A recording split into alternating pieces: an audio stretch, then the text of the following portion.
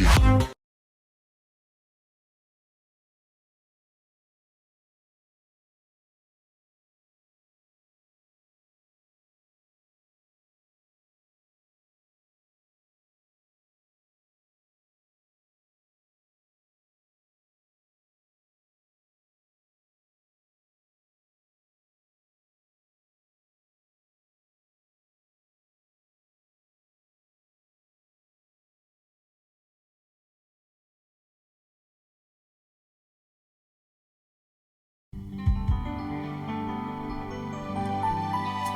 Puji nama Tuhan.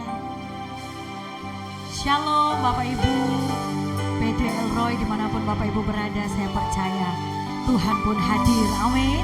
Mari bersama-sama kita mau mulaikan ibadah kita pada saat ini. Mari bersama-sama kita tundukkan kepala, kita berdoa. Terima kasih Tuhan Yesus, Engkau Bapa yang begitu baik dalam hidup kami.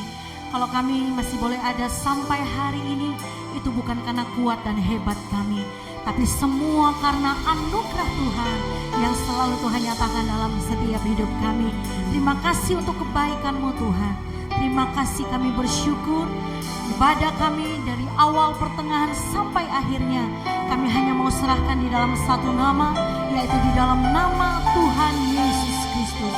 Terpujilah Engkau Allah yang hidup, Allah yang kekal sampai selama-lamanya. Yang siap bersuka cita, mari bersama-sama kita berkata amin. Mari sama-sama kita berikan tepuk tangan buat Tuhan Yesus. Haleluya. Mari sama-sama kita bertepuk tangan bagi Tuhan. Amin. Sebelum dunia ini ada, kuasa-Mu telah terbentang. Sepanjang sejarah manusia, tak ada yang sanggup menyangkali. Kau Alfa Omega, Tuhan luar biasa, kekuatan-Mu hebat, sekarang selamanya. Lakukanlah lagi keajaiban dalam nama-Mu Tuhan, nyatakanlah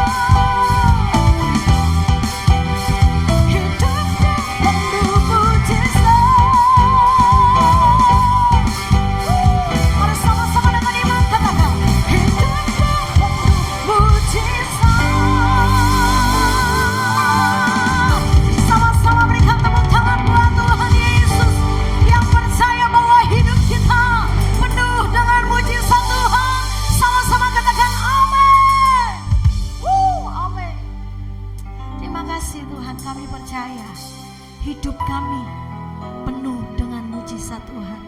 Karena Tuhan yang kami sembah, Tuhan yang lebih dari segala-galanya. Kau Tuhan yang begitu baik berkarya dalam hidup kami Tuhan. Thank you Lord, thank you Jesus. Terima kasih Tuhan. Kami tidak akan pernah takut menghadapi situasi apapun dalam hidup kami.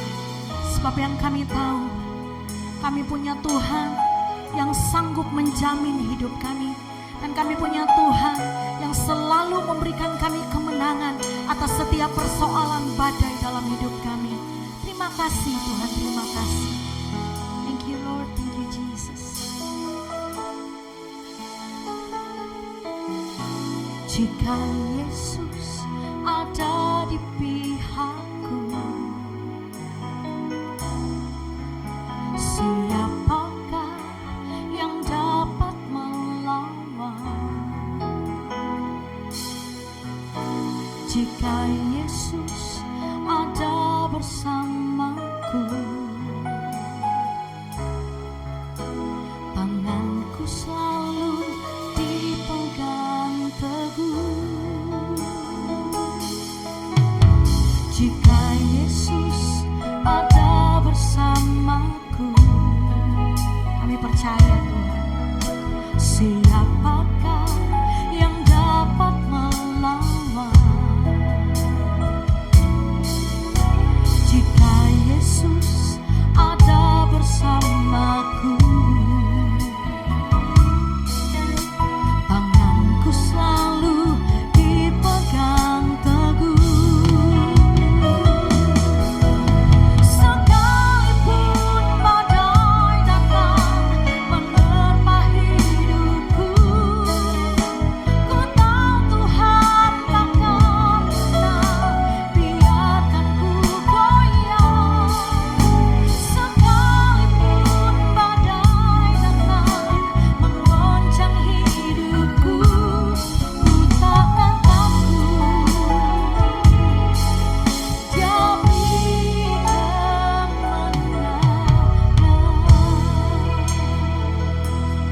Sama-sama berikan tepuk tangan buat Tuhan Yesus.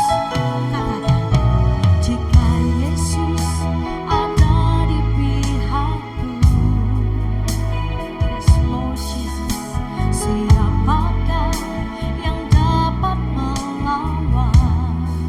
Jika Yesus ada bersamaku, tanganku selalu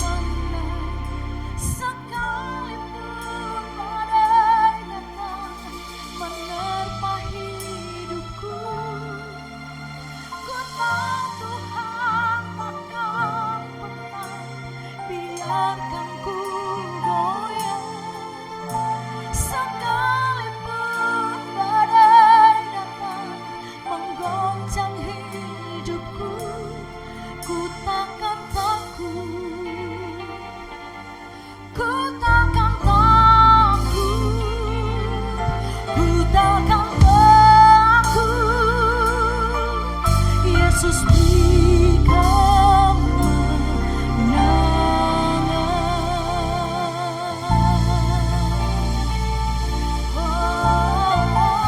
Hanya Kau Tuhan yang sanggup beri kemenangan, yang sanggup beri kami kekuatan melewati setiap badai dalam hidup kami. Kami tak takut, kami tak gentar Tuhan, kami takkan bimbang Tuhan, sebab kami percaya Tuhan yang selalu pegang hidup kami, membawa setiap kami menuju kemenangan.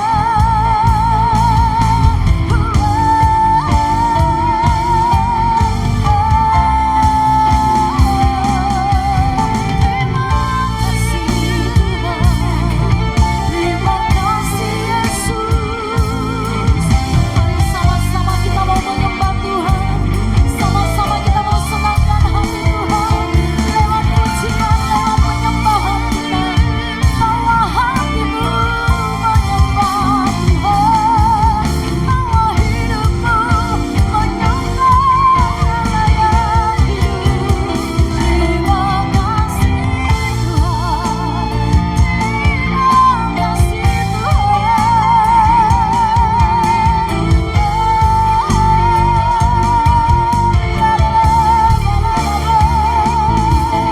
Kami mau nyatakan Engkau Tuhan yang baik. Kami mau nyatakan Engkau Bapa yang begitu baik dalam hidup kami. Lewati setiap ujian dalam hidup kami. Kami takkan pernah takut Tuhan, sebab kami tahu Allah yang kami sembah, Allah yang selalu memberikan kami pertolongan, Allah yang selalu beri kami kemenangan.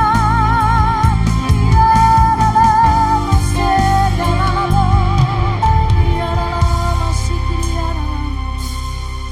Engkau baik Tuhan, Engkau baik Tuhan.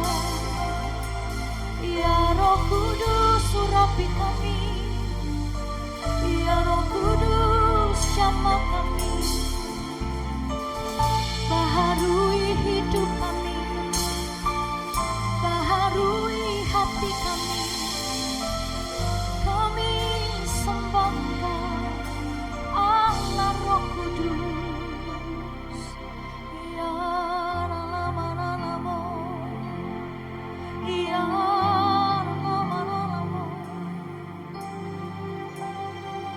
Kau Tuhan yang lebih tahu yang terbaik dalam hidup kami. Sekalipun kami ada di dalam lembah kekelaman, kami gak akan pernah takut bahaya, sebab kami tahu siapa Tuhan yang kami sembah. Tuhan yang kami sembah tahu memberi yang terbaik dalam hidup kami. Terima kasih Tuhan. Ini hati kami, ini seluruh hidup kami Tuhan. Mari sama-sama angkat tinggi-tinggi kedua tanganmu di hadapan Tuhan, katakan, Kau lebih tahu yang terbaik bagiku. Kau lebih sanggup pulihkan hidupku. Ku berserah, ku percaya hanya Yesus penolong yang setia. Dengan segenap hatimu katakan kepada Yesus, Kau lebih tahu yang terbaik bagiku. Kau lebih sanggup pulihkan hidupku. Ku berserah,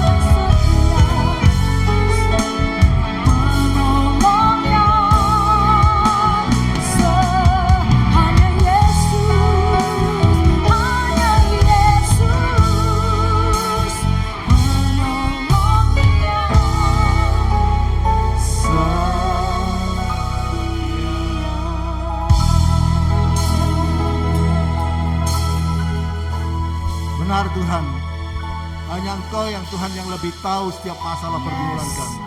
Hanya Tuhan yang sanggup menolong kami Tuhan, apapun pergumulan kami. Dan hanya Tuhan yang mau menolong kami. Itu sebabnya kami bersyukur, kami bangga, beruntung kami memiliki Yesus Tuhan. Tuhan, kami sudah buka hati kami butuh firman Tuhan. Firman Tuhan itu kekuatan bagi kami, yang menuntun setiap langkah kami, menjadikan kami lebih dari pemenang. Firman-Mu yang menyatakan kesalahan kami dan mendidik kami dalam hidup dalam kebenaran. Urapi setiap kami, hamba-Mu tidak beda orang lain, hamba-Mu nunggu keterbatasan. Urapi hamba-Mu dengan kuasa urapan Roh Kudus, kuasa yang bukan dari Tuhan, yang coba mengambil berkat firman Tuhan. Kami sepakat dalam nama Yesus, kami patahkan dalam nama Yesus, dan kami persilakan Roh Kudus berkarya, sehingga umat-Mu mendapatkan kemenangan, pemulihan dari Tuhan.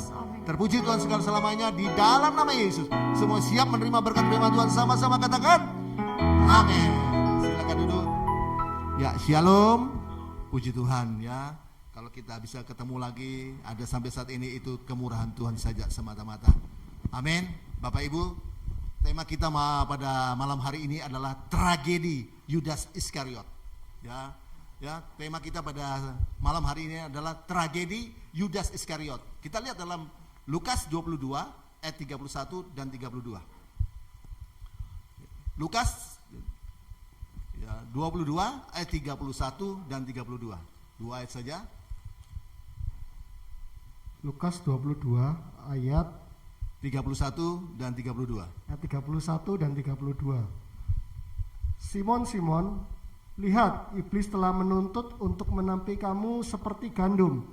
Tetapi aku telah berdoa untuk engkau, supaya imanmu jangan gugur, dan engkau, jikalau engkau sudah insaf, kuatkanlah saudara-saudaramu. Nah, Bapak Ibu, tema kita pada malam hari ini adalah tragedi Yudas Iskariot.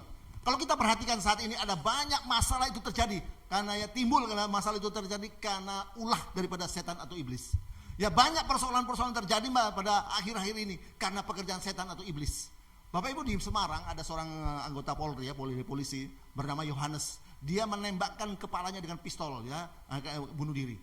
Ya, ada juga seorang anak muda, ya, anak muda ini dia orang dari Tapanuli, ikut bersama saya dan istri saya pelayanan sampai keluar kota, ya, bahkan sampai keluar pulau, ya. Nah, anak ini dari Tapanuli, dia hebat ya, kalau dia pimpin pujian sampai melompat-lompat, bahkan dia sudah lulus sarjana teologi.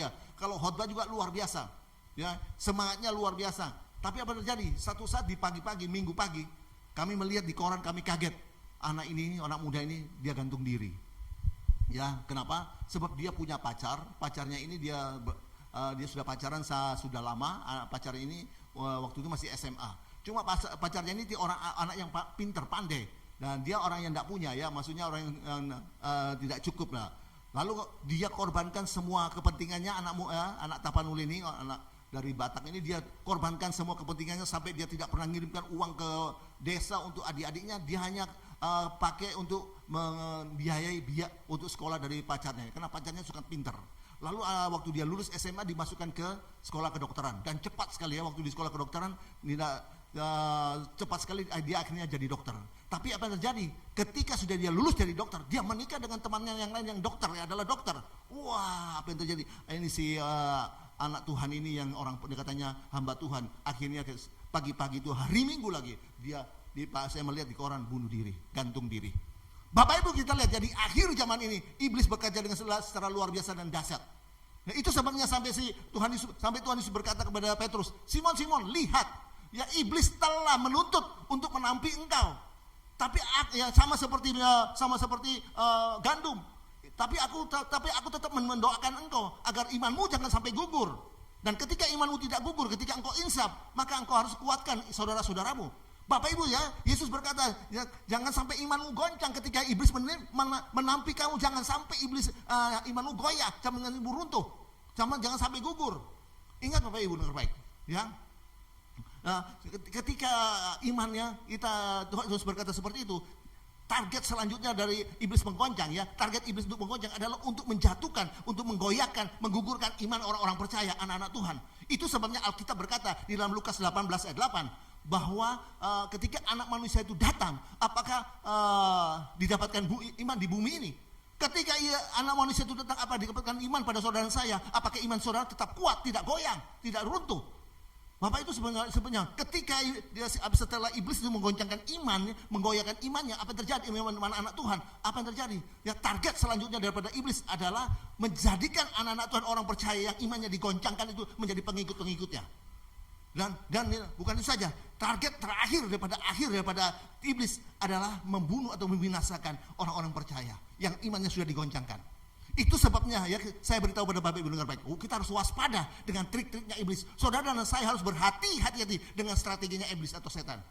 Nah, kita mau belajar ya, ada 7 tahap, ada 7 strategi setan untuk menjatuhkan anak-anak Tuhan. Ada 7 tahap, 7 strategi setan iblis untuk menjatuhkan iman orang-orang percaya dan akhirnya membunuh, membinasakan orang percaya. Nah, kita mau belajar. Nah, kita lihat kisah dari Yudas Iskariot. Itu sebabnya saya kasih judul tragedi Yudas Iskariot. Yang pertama kita lihat ya, strategi yang pertama dari Yudas Iskariot ya, bukan dari setan atau iblis yang menjatuhkan Yudas Iskariot, menjatuhkan atau menghancurkan, membunuh iman orang-orang percaya, bahkan membinasakan orang percaya. Kita lihat dalam Lukas 22 ayat 3. Lukas 22 ayat yang ketiga. Maka masuklah iblis ke dalam Yudas yang bernama Iskariot, seorang dari ke-12 murid itu. Ya, ada 7 tahap, ada 7 strategi iblis untuk menjatuhkan anak dan membunuh orang-orang beriman. Yang pertama, ya, dikatakan iblis itu masuk ke dalam Yudas Iskariot. Loh, kok bisa-bisanya iblis kok bisa masuk ke dalam Yudas Iskariot? Nah, bukankah Yudas Iskariot ini adalah muridnya Yesus, bahkan dia punya kedudukan? Ya, kok bisa dia masuk ke dalam Yudas Iskariot? Loh, pertanyaannya, sejak kapan iblis itu dia bisa masuk ke dalam Yudas Iskariot? Nah, artinya di mana pintu daripada iblis itu bisa masuk kepada Yudas Iskariot yang adalah murid Yesus yang punya kedudukan? Pintunya di mana? Kita lihat ya, kita dalam Yohanes 12 ayat 4 sampai 6. Ini pintu ya, sampai iblis bisa masuk kepada Yudas Iskariot. Padahal Yudas Iskariot adalah murid Yesus yang punya kedudukan. Yohanes 12 ayat 4 sampai dengan ke-6.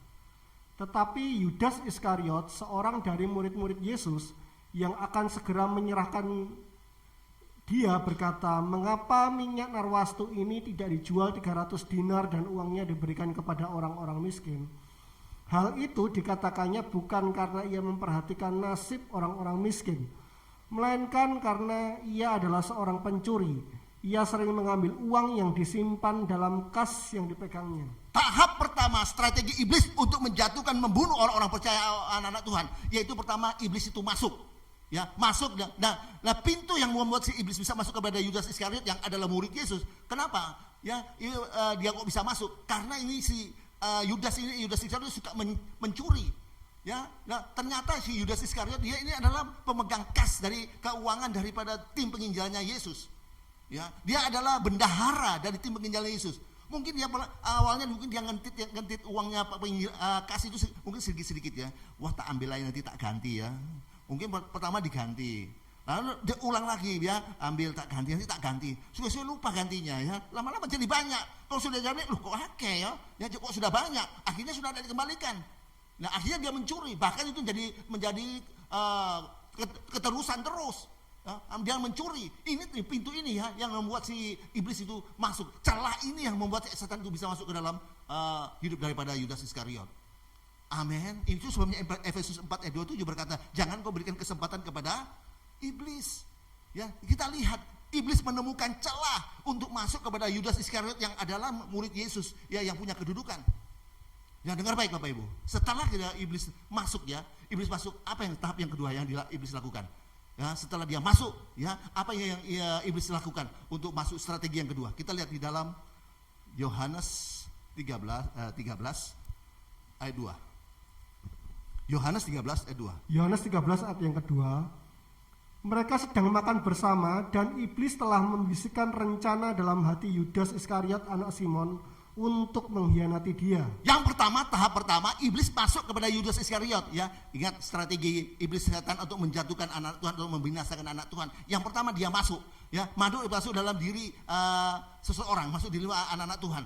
Setelah dia masuk, apa yang terjadi? Begitu dia masuk, ya iblis ini apa terjadi? Dia menguasai intuisi dari anak Tuhan itu. Dia menguasai kalbu atau dia menguasai hati nurani daripada Yudas Iskariot. Dia menguasai hati nurani pada anak-anak Tuhan.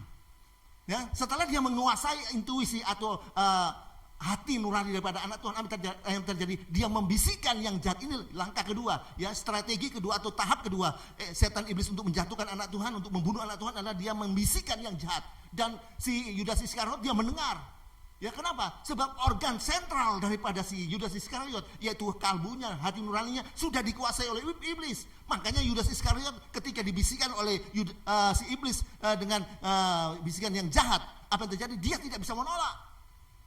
Kenapa? Ya karena organ sentralnya itu kalbunya, hati nuraninya sudah dikuasai oleh iblis, oleh setan. Dia tidak bisa menolak. Dengar baik Bapak Ibu. Ya, ini strategi iblis yang kedua. Dia masuk, dia membisikkan yang jahat, dan si Yudas Iskariot tidak bisa menolak. Karena dia sudah di dalam, sudah menguasai hati daripada Yudas Iskariot. Dan yang ketiga kita lihat ya, tahap yang ketiga, dengar baik, kita lihat di dalam Lukas 22. Ayat yang keempat, strategi iblis untuk menjatuhkan anak Tuhan, membunuh anak-anak Tuhan. Kita lihat yang Lukas 22 ayat 4. Lukas 22 ayat yang keempat. Lalu pergilah Yudas kepada imam-imam kepala dan kepala-kepala pengawal bait Allah dan berunding dengan mereka bagaimana ia dapat menyerahkan Yesus kepada mereka. Saudara dengar baik, strategi setan iblis untuk menjatuhkan anak Tuhan, untuk membunuh anak Tuhan. Ya, yang pertama dia masuk dulu. Setelah dia masuk, dia menguasai organ sentral daripada anak Tuhan itu. Ya, dia menguasai hati kalbu atau hati nurani daripada anak Tuhan. Kemudian setelah dia menguasai intuisi atau organ sentral daripada orang percaya, apa yang terjadi? Seperti Yudas Iskariot juga, apa yang terjadi? Dia membisikkan yang jahat. Dan ketika setan iblis membisikkan yang jahat, apa yang terjadi? Anak Tuhan atau orang percaya yang dibisikkan itu tidak bisa menolak. Kenapa? Karena organ sentralnya, hatinya, hati nuraninya, kalbunya sudah dikuasai oleh setan, oleh iblis.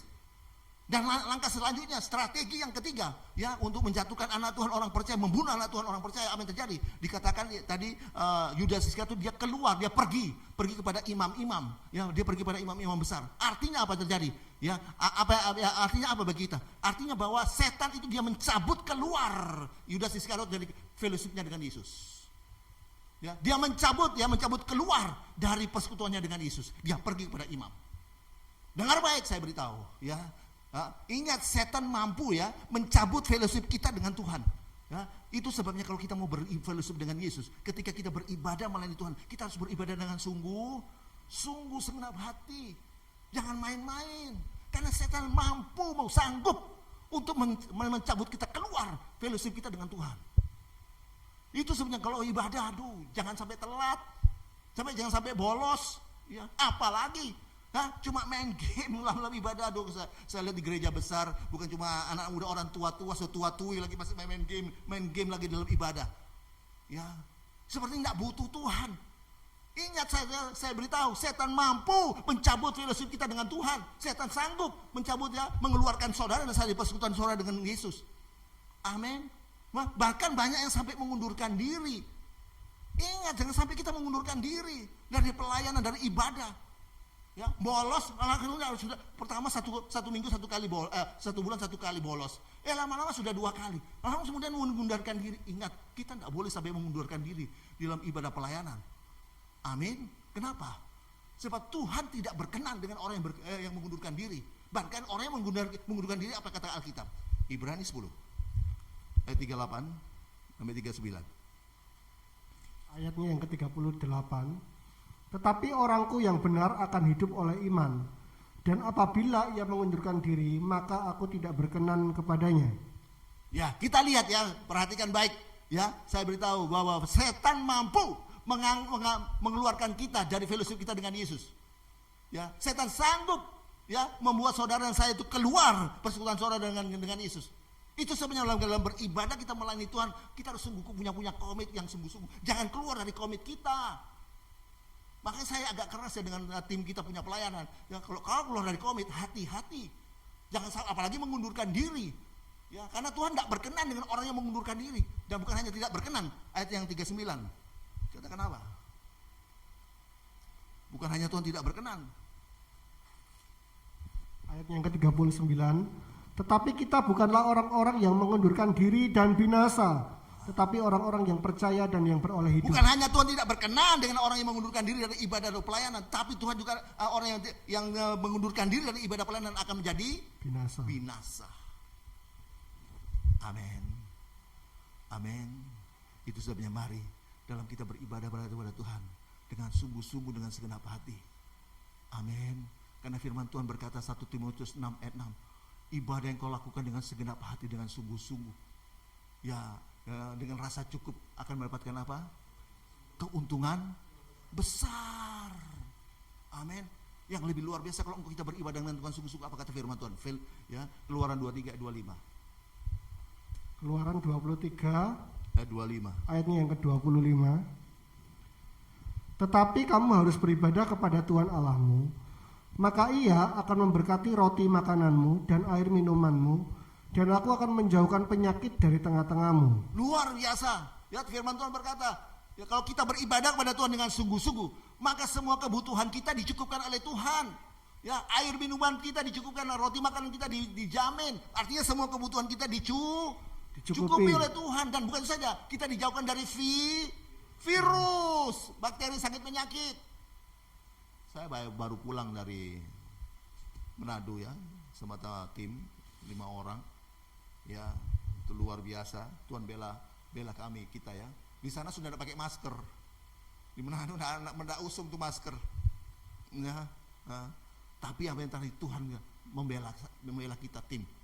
Kita walaupun kalau makan sudah sama-sama ya, kalau namanya orang Manado kalau makan, aduh ya, namanya tiap hari bikin smokol gitu. Ya, pagi sore siang malam, waduh. Nah, paling sedikit bukan enggak ada orang Manado makan 1 piring, enggak ada. Ya. Ya, apalagi macamnya banyak, waduh. Nah, kami sudah pakai masker, ikut tidak pakai masker, tapi Tuhan bela iman kita. Amin. Kenapa? Karena kita beribadah melayani Tuhan dengan sungguh-sungguh. Pokoknya kalau kami pelayanan, pokoknya kami bisa jadi berkat. Ya, kita ini bisa jadi berkat. Itu saja. Nanti urusan yang lain itu urusannya Tuhan. Amin. Kalau kita beribadah dengan Tuhan dengan sungguh-sungguh, ya, semua kebutuhan kita cukupkan dan kita dijauhkan dari virus, bakteri, sakit, penyakit. Amin. Dan bukan itu saja. Kalau kita beribadah dengan sungguh-sungguh, wah, itu mengandung janji yang luar biasa. Apa janji Tuhan kalau kita beribadah dengan sungguh-sungguh? Kita lihat di dalam 1 Timotius 4. 1 Timotius 4 ayat yang ke-8. 1 Timotius 4 ayatnya yang ke-8. Latihan badani terbatas gunanya, tetapi ibadah itu berguna dalam segala hal, karena mengandung janji baik untuk hidup ini maupun untuk hidup yang akan datang. Amin. Amin. Kalau kita beribadah sungguh-sungguh, apalagi melayani dengan sungguh-sungguh, ya, nggak hitung cuan-cuanan, aduh luar biasa. Ya, kami di sana di Manado kami tidak pernah ikut nanti dapat persembahan berapa, enggak. Nah, karena kami tidak melihat itu, justru Tuhan sediakan. Ya, kalau kita tidak memikirkan uang, apa yang tidak kita pikirkan itu yang Tuhan sediakan. Ya, luar biasa. Waktu saya waktu saya mau masuk ke pesawat, waktu mau naik pesawat, saya itu sudah tiket berangkat sudah disediakan sama ada beberapa jemaat ya. Ini waktu mau berangkat ke pesawat, naik ke pesawat, saya tuh enggak barusan dari kamar kecil, dari toilet, kok mau ke toilet lagi. Waktu saya ke toilet, Bapak Ibu dengar baik ya. Waktu saya masuk, apa yang terjadi? Keluar itu ya, seorang pengusaha dari pengusaha besar, dia punya kapal ya. Dia keluar, loh, Pak Jeffrey ya, loh Pak Edi loh, wah mau kemana? Ya, mau ke Manado. Oh, sama-sama kita ke Manado. Ya, sama-sama kita ke Manado. Ya, apa yang terjadi? Dia suruh dia mungkin sungkan sama saya ya. Dia suruh dia punya pegawai tangan kanan yang ikut sama dia. Waktu sampai di Manado, sampai tiba dengan selamat, Pak, ini ada berkat dari Pak Jeffrey, Pak. Loh, buat apa? Ini ada berkat. Luar biasa, Bapak Ibu. Dan bukan saja, waktu saya keluar ketemu dengan beliau, apa tadi? Pak, kapan pulangnya sama Ibu? Kapan pulangnya? Tanggal 23, nanti tiketnya saya beli, Pak. Loh, Bapak kapan lagi ke Amerika? Waktu ke Amerika yang 3 tahun lalu, dia kasih tiket sama saya dan Ibu. Kapan ke Amerika ke Belanda? Kalau mau ke Belanda lagi ke Amerika, telepon saya ya, tiket saya sediakan. Luar biasa. Kalau kita tidak hitung-hitungan dengan Tuhan, tidak lihat uang, maka apa yang kita tidak pikirkan itu yang Tuhan sediakan. Luar biasa. Ya, dan di sana semua Tuhan cukupi. Baru sampai di sana suruh beli mobil lagi. Pak, ini ada 4 mobil. Mobil mewah lagi, 4 ada 4. Suruh pilih. Mana yang mau pakai yang mana? Ya, Tuhan sediakan secara luar biasa. Kalau kita tidak pikirkan uang atau akomodasi, Tuhan sediakan yang luar biasa. Amin. Itu sebabnya Bapak Ibu, mari dalam kita beribadah dengan Tuhan, kepada Tuhan itu dengan sungguh-sungguh, dengan segenap hati. Ingat, karena setan sanggup mencabut kita keluar, ya, untuk kita keluar dari fellowship kita dengan Tuhan. Nah, kita ya selanjutnya, strategi yang selanjutnya, ya, setelah setan ya menguasai atau setan itu masuk ke dalam Yudas atau hidup seseorang, ya, lalu dia mulai menguasai intuisi kalbu atau organ sentral daripada orang itu tersebut atau Yudas. Apa yang terjadi? Ya, setan mulai membisikkan yang jahat kepada Yudas, dan Yudas tidak bisa menolaknya karena organ sentralnya itu, hati nuraninya sudah dikuasai oleh iblis setan. Setelah iblis membisikkan yang jahat, apa yang terjadi? Setan itu mencabut ya si Yudas Iskariot itu keluar fellowshipnya dengan Yesus. Dan yang keempat, kita lihat ya, apa strategi iblis untuk menjatuhkan, membunuh iman daripada orang percaya, anak-anak Tuhan. Kita kembali lagi dalam Lukas 22 ayat 4. Lukas 22 ayat yang keempat. Lalu pergilah Yudas kepada imam-imam kepala dan kepala-kepala pengawal bait Allah, dan berunding dengan mereka bagaimana ia dapat menyerahkan Yesus kepada mereka. Catat baik-baik, dengar baik-baik. Strategi yang keempat ya, iblis itu menjatuhkan anak Tuhan, orang percaya, membunuh orang percaya, iman orang percaya. Dengar baik. Ya, kita lihat setelah setan masuk dan lalu menguasai intuisi hati nurani daripada orang percaya, ya, kemudian dia membisikkan yang jahat, dan orang anak percaya itu tidak bisa menolak karena hati nurani sudah dikuasai oleh iblis. Kemudian setan mulai mencabut orang percaya itu keluar dari fellowshipnya dengan Yesus. Kemudian apa terjadi? Kita lihat ya, setan mengajar si Yudas Iskariot untuk bernegosiasi untuk menjual Yesus. Ya, setan setelah dia mencabut ke si Yudas Iskariot keluar dari persekutuannya dengan Yesus, apa yang terjadi? Iblis mulai mengajarkan si Yudas Iskariot untuk ya berkompromi menjual Yesus. Artinya iblis mengajar pada Yudas Iskariot untuk berkhianat, ya, untuk menjual Yesus. Ada banyak orang saat ini, orang percaya, hamba Tuhan, ya, apa yang terjadi? Menjual imannya. Ya, ada yang menjual. Saya punya teman, wah, dia pelayanannya luar biasa. Dia bersaksi sama saya, Pak, waktu itu saya sudah ingin bekerja, Pak, karena pelayanan saya begitu penuh, Pak, luar biasa. Dia sebagai seorang pengarang lagu, penyanyi, dan luar biasa dipakai Tuhan, luar biasa ya. Lalu apa yang terjadi? Dia mendapatkan tawaran untuk bekerja.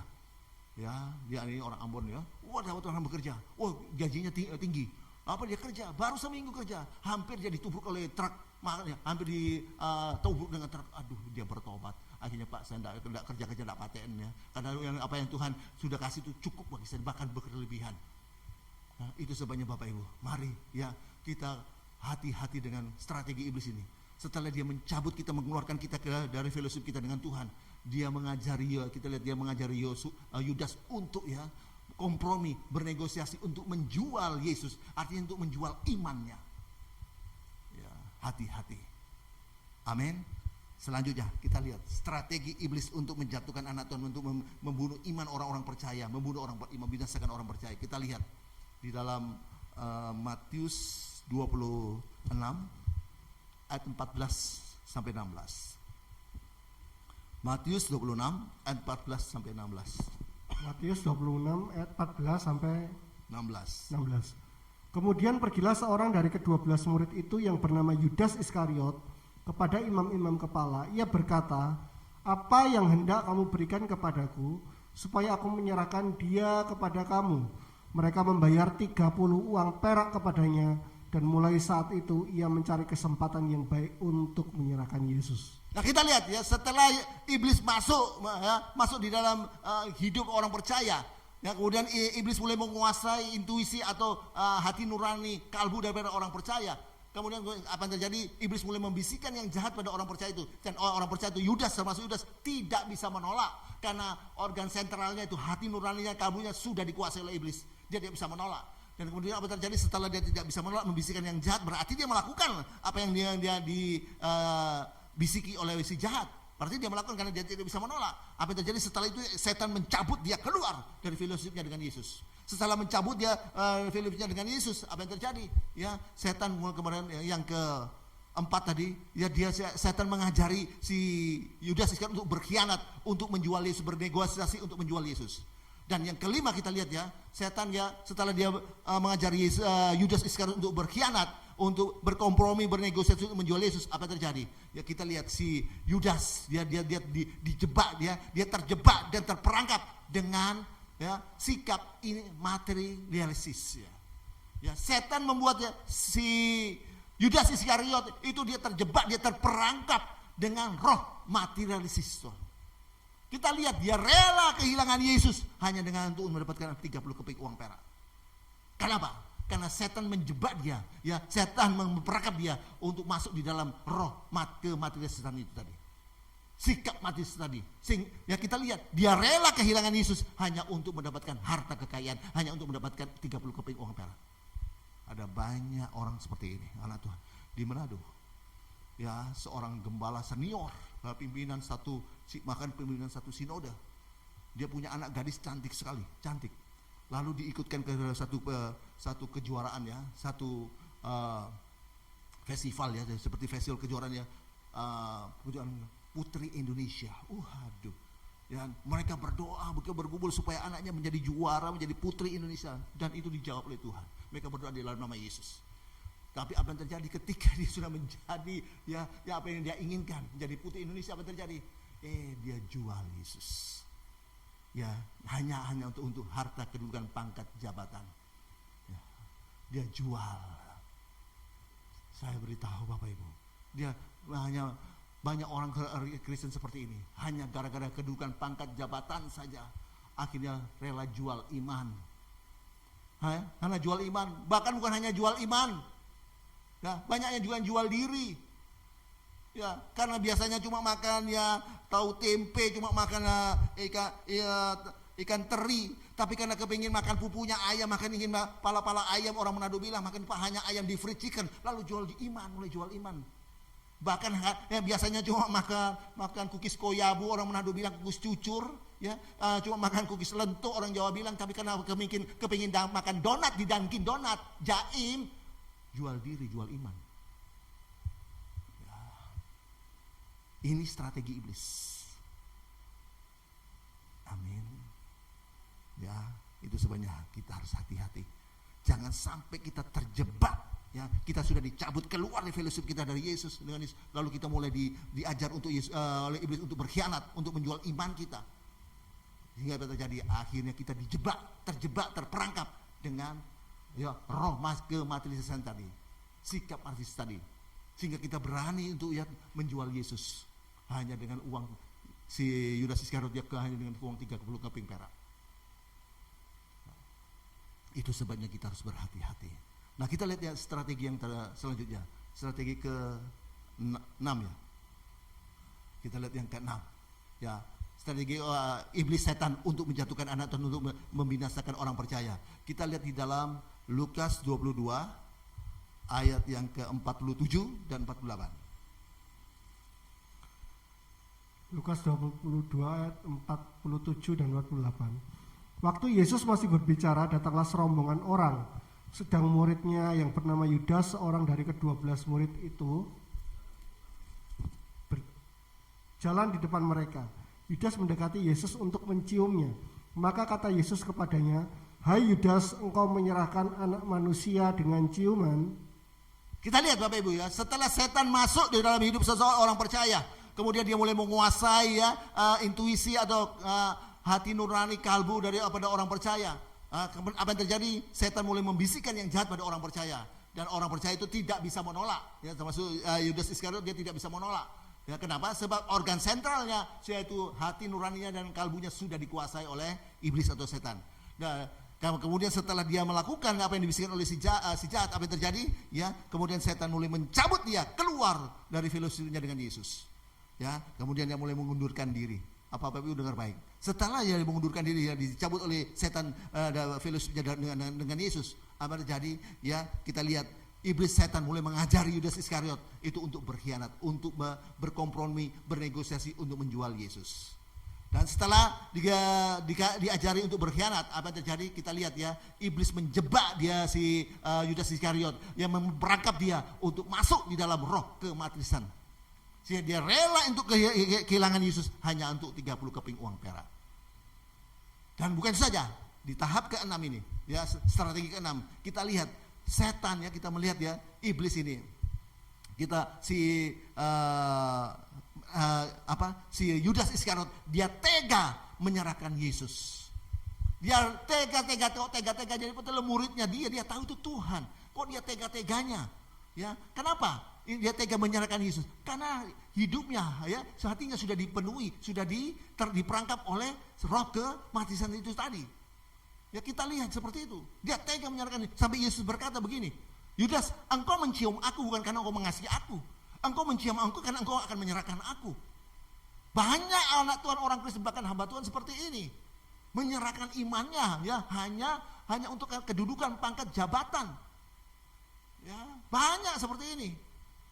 Bapak Ibu, ya kita lihat, ya ada yang namanya dulu petinju, namanya petinju legendaris, wah terkenal ya. Orang yang meninggalkan Yesus hidupnya akan susah. Ya, dia petinju legendaris. Apa yang terjadi?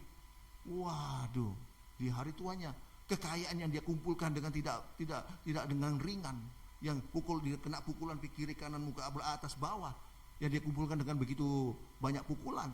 Apa yang terjadi? Yang dia kumpulkan harta yang begitu banyak, dia tidak bisa nikmati karena dia Parkinson.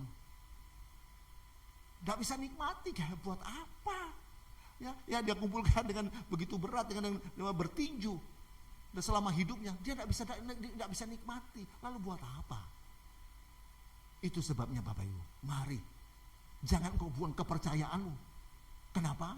Sebab ya kalau engkau buang itu engkau saudara buang kepercayaan itu, sama saja saudara buang upah yang besar. Ibrani 10 ayat 35. Ayat 35, sebab itu janganlah kamu melepaskan kepercayaanmu, karena besar upah yang menantinya. Wah, luar biasa. Ya, jangan buang kepercayaanmu, jangan buang imanmu, jangan jual iman kepada Yesus. Karena upah yang besar menantimu, upah surga. Amin. Jangan buang kepercayaanmu. Ya, apalagi cuma ditukar dengan hanya kedudukan, pangkat, jabatan. Aduh. Satu kali saya bersama tim ya, pernah kami retreat ya, dari PD Elroy retreat di satu tempat. Tempat itu wah bagus ya. Bagus, indah, luar biasa, dan gedungnya betul kamarnya besar, terus tempat tidurnya besar dan murah sekali. Ternyata pemimpinnya itu, kenapa kok dikasih murah untuk retreat untuk anak-anak Tuhan? Karena pemimpinnya orang Kristen, namanya Yohanes. Ya, namanya Yohanes. Tapi setelah 2 tahun kemudian kita mau retreat lagi di tempat itu, ada tempat tenisnya, ada kolam renangnya. Wah, murah sekali, sangat murah. Hanya bayar tempat tidur saja dan makannya saja. Makanya dia orang Kristen. Tapi ketika waktu kami 2 tahun kemudian kami akan mau sewa lagi, wah naiknya tinggi sekali, amat sangat tinggi. Loh kenapa? Saya melihat ya pemimpinnya tetap sama, pemimpinnya ketuanya, pimpinnya tempat, tapi namanya sudah berubah, KTP-nya berubah, sudah bukan Yohanes lagi, lain namanya, beda KTP-nya, ya ternyata sudah bukan orang Kristen lagi dia. Kenapa ini terjadi? Ya supaya jabatannya tetap dia, karena mungkin dia sudah pensiun, supaya dia tetap dipertahankan, ya namanya dirubah ya, saya bisa dipertahankan tapi namanya harus dirubah ya. Hanya karena jabatan pangkat, ya rela ya membuang kepercayaannya, padahal upah besar untuk menanti di surga. Amin. Jangan buang kepercayaan. Itu strategi iblis untuk membuat saudara binasa. Amin. Yang ketiga, strategi yang ketujuh, tahap ketujuh, iblis menjatuhkan anak-anak Tuhan, membinasakan anak Tuhan. Kita lihat dalam Matius 27 ayat 3 sampai 5. Matius 27 ayat ketiga sampai dengan kelima. Pada waktu Yudas yang menyerahkan dia melihat bahwa Yesus telah dijatuhi hukuman mati, menyesallah ia, lalu ia mengembalikan uang yang 30 perak itu kepada imam-imam, kepala dan tua-tua, dan berkata, aku telah berdosa karena menyerahkan darah orang yang tak bersalah. Tetapi jawab mereka, apa urusan kami dengan itu? Itu urusanmu sendiri. Maka ia pun melemparkan uang perak itu ke dalam bait suci, lalu pergi dari situ dan menggantung diri. Kita lihat ya, setelah setan masuk dalam hidup orang percaya, kemudian dia mulai menguasai ya intuisi atau kalbu hati nurani orang percaya. Kemudian apa terjadi? Kemudian setan mulai membisikkan yang jahat pada orang percaya, dan orang percaya itu termasuk Yudas Iskariot, dia tidak bisa menolak. Kenapa? Nah, organ sentralnya itu hati nurani dan kalbunya sudah dikuasai oleh iblis. Dan setelah dia melakukan bisikan, mendengarkan apa yang dibisikkan oleh iblis, apa yang terjadi? Iblis mencabut dia keluar dari fellowship-nya dengan Yesus.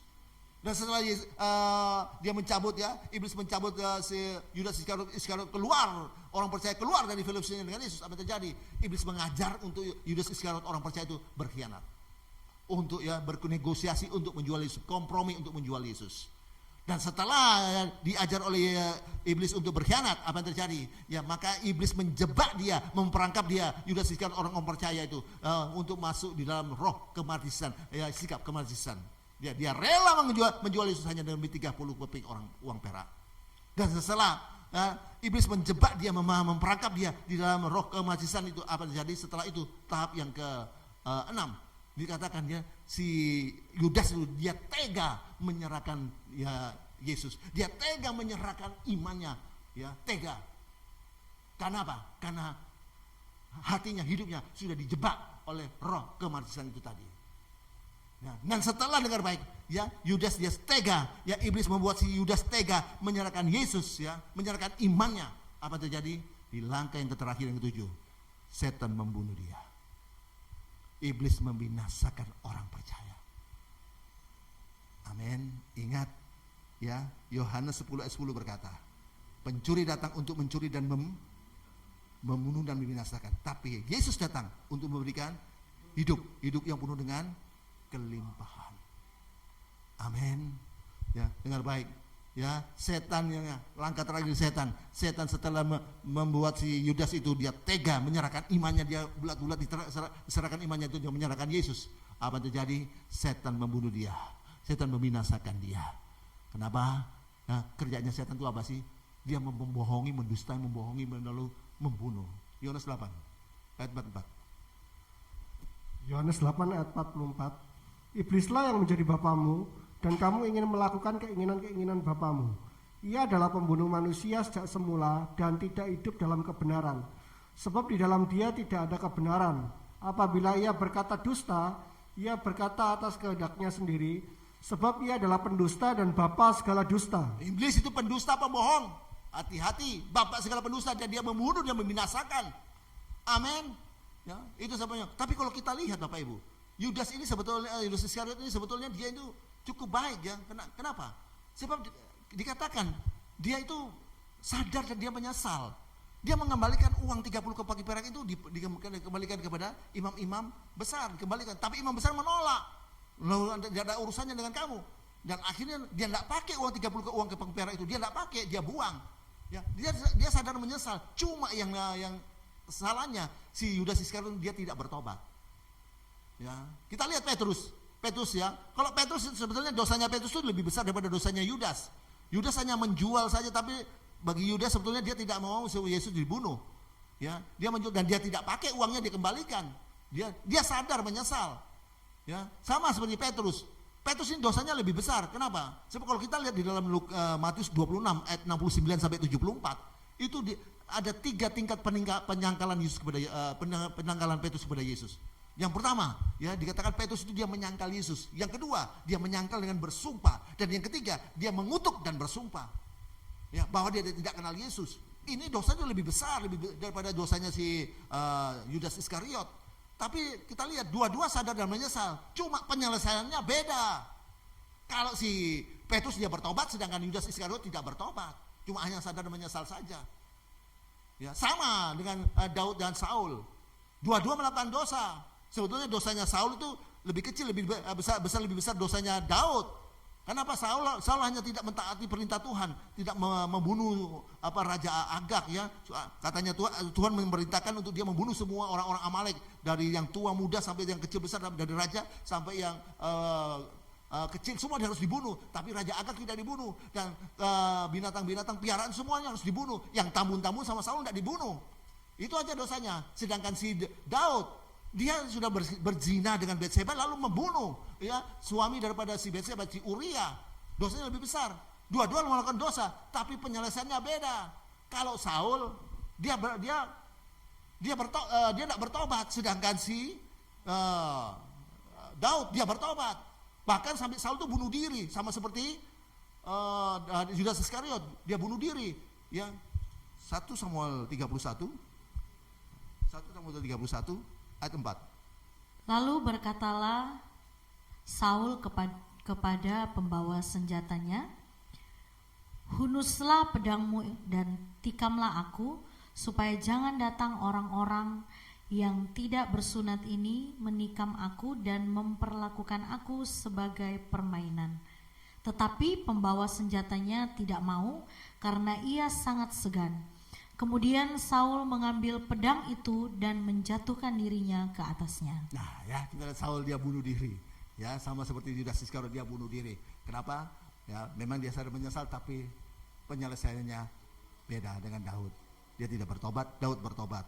Ya, itu sebabnya Bapak Ibu, mari kita sudah belajar tentang 7 strategi iblis untuk menjatuhkan anak-anak Tuhan, membinasakan anak Tuhan.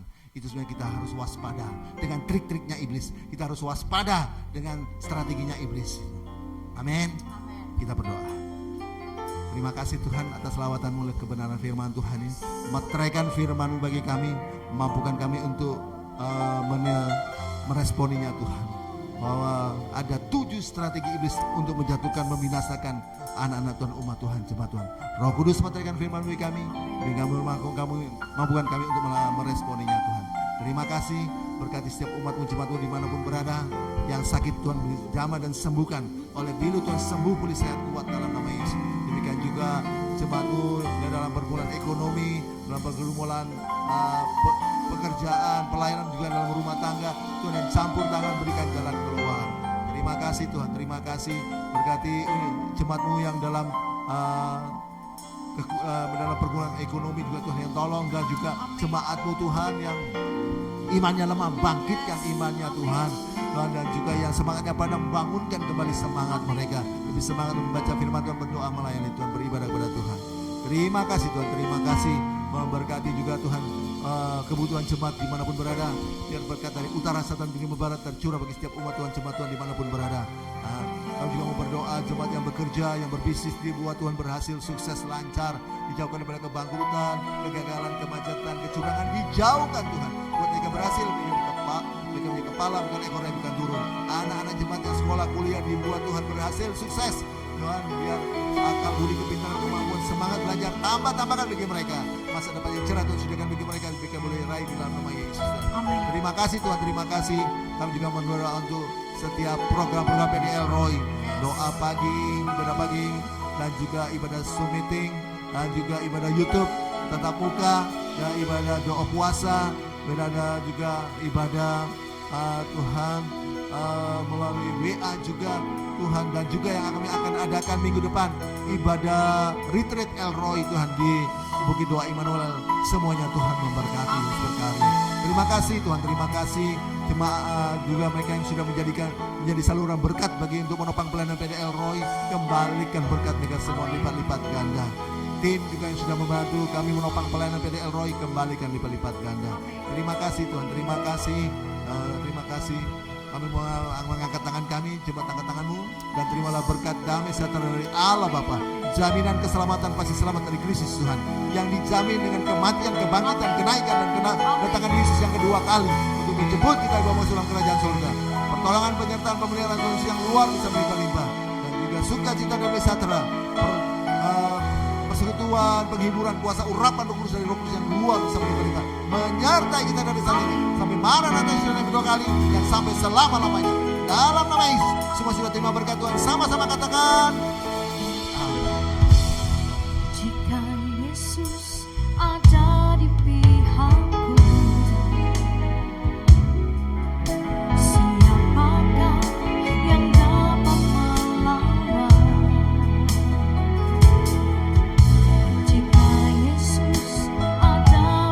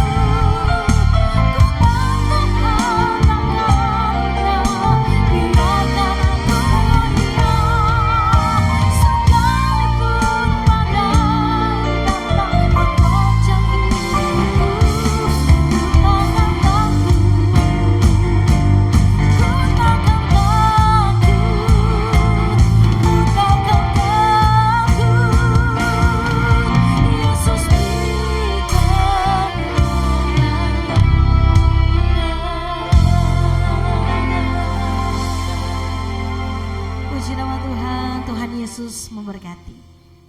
Amin.